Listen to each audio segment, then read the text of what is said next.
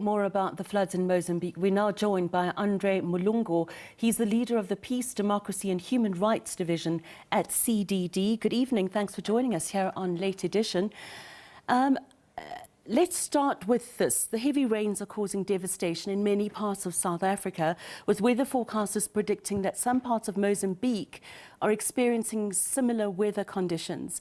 Tell us about the current weather conditions there and the impact they're having on communities as well as infrastructure.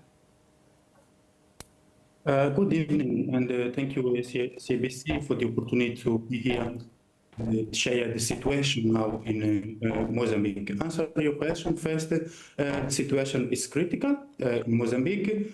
Heavy rain has been affecting mainly the southern region of the country since last Friday. And the forecast indicate that the rains will continue over the coming days. Flooding has been reported since Monday, causing the destruction of bridges, roads and railways.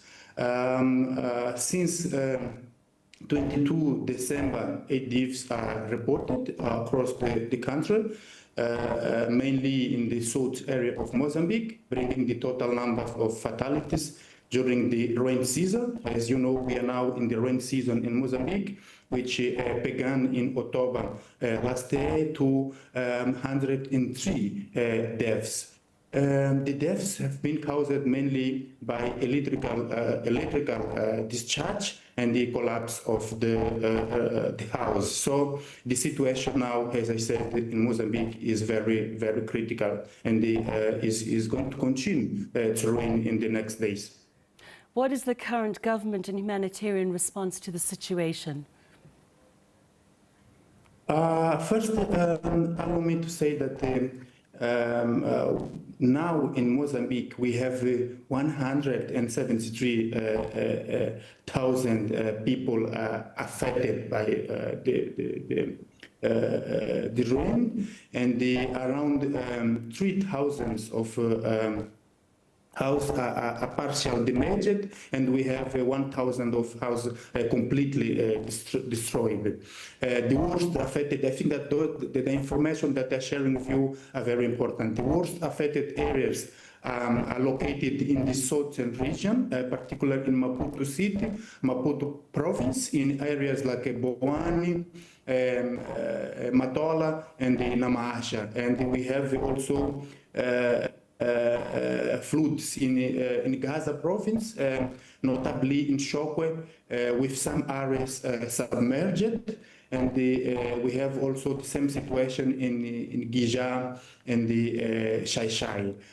Today we have the extraordinary session of the Council of Ministers here in Mozambique, and the government activated the red alert for all the country, which includes the forced evacuation of people from high-risk areas and the restriction of movement in critical points. Evacuation have taken place in Namasha, Boani and Matola due to the flooding in Umbeluzi River basin. Today, a note that is also important is that the President of the Republic or the head of states visited the affected areas in Maputo City, the capital of Mozambique, and also visited some areas at Maputo province.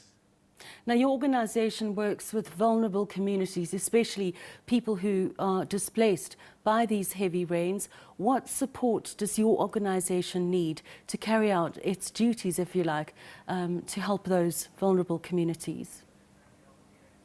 What we see today, we have our colleagues in field reporting the situation that the communities are living, and what we think that's important now is that its priority now is to rescue the people, is to remove the people from affected areas, rescue assets such as boats and helicopters are required to ensure evacuation to safe location. What we also think that is very important is the urgent of tents. We need also food and medicine and also clothes to support the displaced population. So I think those things are the priority things that is necessary now to assist the communities. It's very important now